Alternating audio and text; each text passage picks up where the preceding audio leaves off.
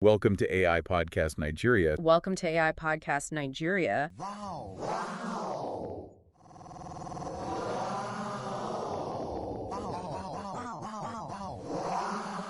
If you're looking for a fresh perspective on Nigeria, a chance to really dive deep into its culture and its people, And maybe get hungry along the way. definitely get hungry. I highly recommend checking out Podcast Nigeria. I think you'll be surprised and inspired by what you hear. And maybe, just maybe, it'll make you want to book a flight to Lagos. Huh. Maybe so. All right.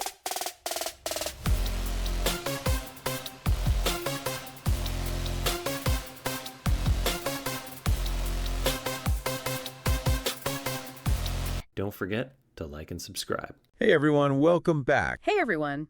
Ready to dive into a world where music and revolution collide. We're talking about Fela Kuti, the Godfather of Afrobeat.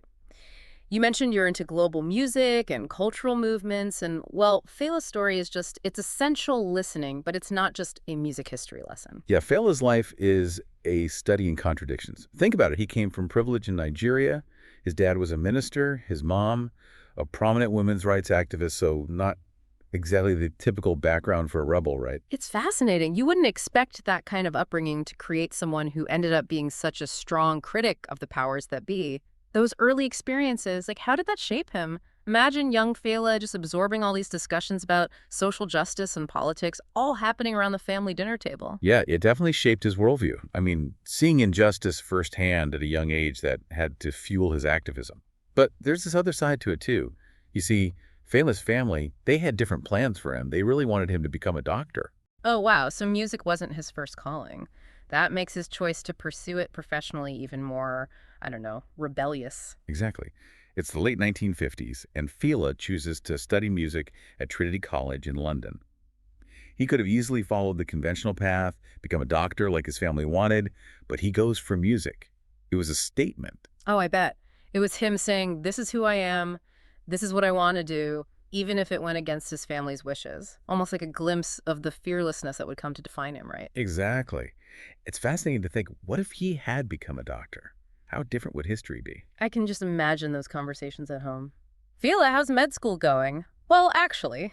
But really, what do you think made him choose music? Just pure passion, or was there something deeper there? I think it was a bit of both. He was clearly drawn to music, but it also became this outlet for his political views, which were getting stronger all the time. It's true. Sometimes our passions and our purpose just collide in the most amazing ways. But for Fela, music became more than just a career. It became his weapon in the fight for social justice. Absolutely. And that fight, it really took shape during a crucial trip to the U.S. in 1969. Picture this. Fela lands in America during the peak of the civil rights movement. Black power is on the rise. There's this energy, this tension in the air. And it's then that he meets Sandra Smith, a member of the Black Panthers. This meeting wasn't just about music anymore. It was about revolution. Wow. So what struck him most about that experience? Was it the specific policies of the Black Panthers, or was it more about seeing a community stand up and demand change? I think it was the energy, the willingness to challenge the way things were, to fight for equality, and to use whatever means necessary to get there. This was a time of huge upheaval in the U.S. Fela was seeing firsthand how music could be a force for change, for activism.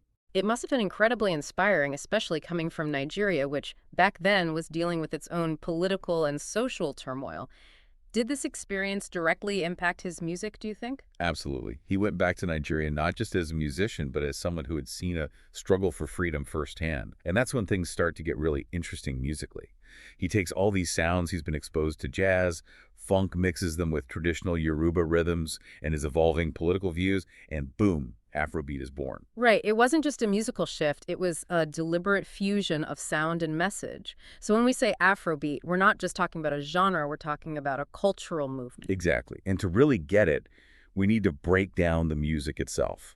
Afrobeat isn't just catchy, it's complex, layered. It's got these pulsating polyrhythms, which come from Yoruba music. I know, a bit technical, but think of it as multiple rhythms happening at the same time. Yeah, those polyrhythms, I can hear them in my head now. So we've got these complex rhythms, soulful horns, all blended into this infectious groove.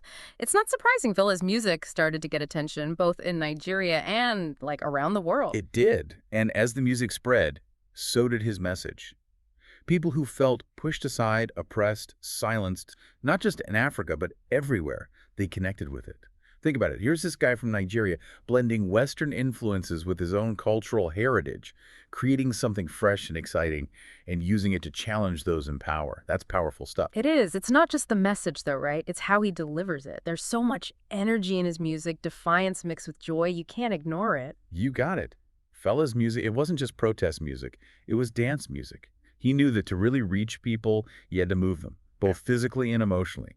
And that's what he did. He took the groove of funk, blended it with those complex Yoruba rhythms, and created a sound that was both familiar and brand new.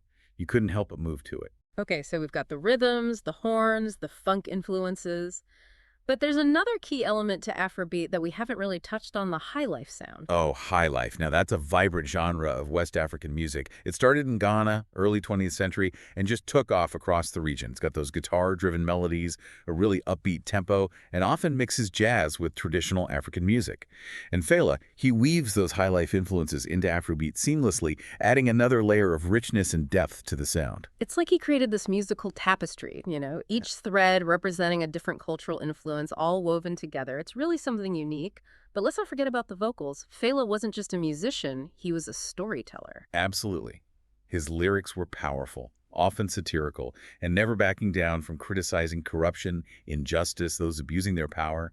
He'd name names, call out institutions, and he did it all with charisma and stage presence. He was a showman, for sure. I've seen videos of his performances. The energy is unreal. He'd be on stage for hours, dancing, singing, leading the band through these epic jams, all while delivering these powerful messages. And that's what made him such a threat to the authorities. Fela, he wasn't just entertaining people, he was waking them up. He made them think critically about the world around them. Which brings us to a pretty dark moment in Fela's story, the attack on Calacuta Republic. We've mentioned it a few times already, but it's 1977, and Fela has set up this commune, a haven for artists, activists, free spirits. Music and activism are intertwined there, a symbol of resistance against the military regime in Nigeria at the time. And the authorities, they saw it as a threat. They couldn't control his message, so they tried to silence him. Imagine this, over 1,000 soldiers storming Calacuta Republic, attacking the residence, burning it to the ground. Fela himself was severely beaten, and his mother, who was always this source of strength for him, she died from her injuries sustained in the attack. It's a horrific event. It really shows the danger Fela was in for speaking out. But even after this, after everything, he didn't back down. Not one bit. In fact, it made him even more determined. He kept releasing albums, each one more politically charged than the last. He toured internationally, using every opportunity to stand up for the people. He was unstoppable. His music, it became a soundtrack for liberation movements, not just in Africa, but globally. Yeah. People who felt marginalized, they found their voice in his music.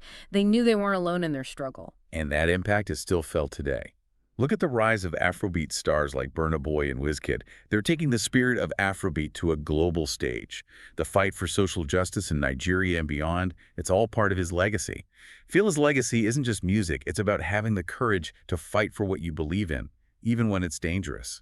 It's amazing, right? His message still resonates so strongly it goes beyond time and place.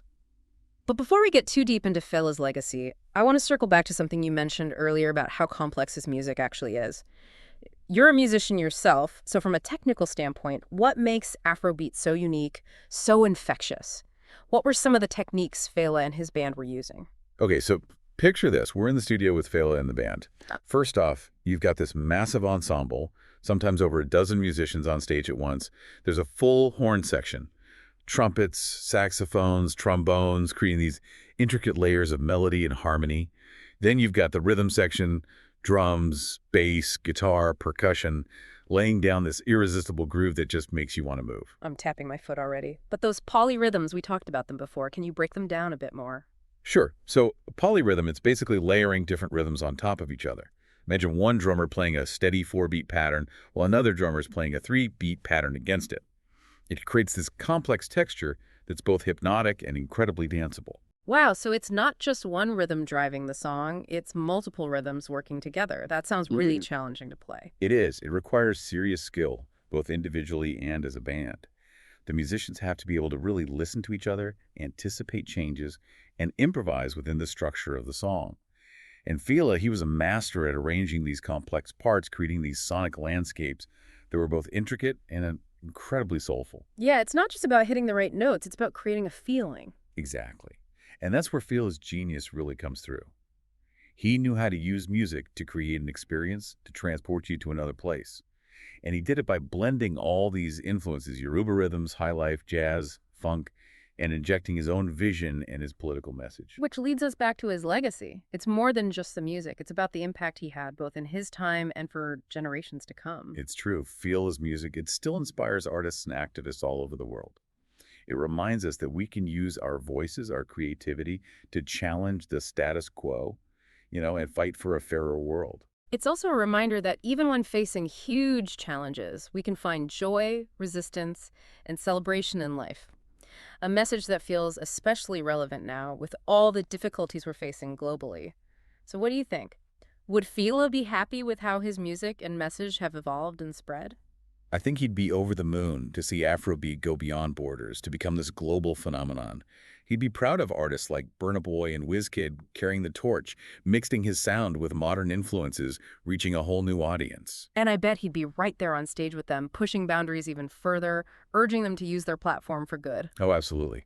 Fela never backed down from a challenge. He'd be inspired by these young artists' energy and activism. It's just amazing how his music still connects with people so deeply. Even decades after he's gone, it speaks to the power of his art and the timelessness of his message. Yeah, it's remarkable, isn't it? It really makes you think. As we wrap up this deep dive on Fela, I want to bring it back to our listeners, the people tuning in. What part of Fela's story really stuck with you? What resonated the most? I think what really hits home for me is that Fela's music wasn't just like some random creative outburst. It was a direct response to the world around him, to the social and political realities of his time. And that's what makes it so powerful. It's a reflection of real life, of struggle and hope. That's so true. It wasn't just music for entertainment. It was music with a purpose. Music that makes you think, makes you feel. Exactly.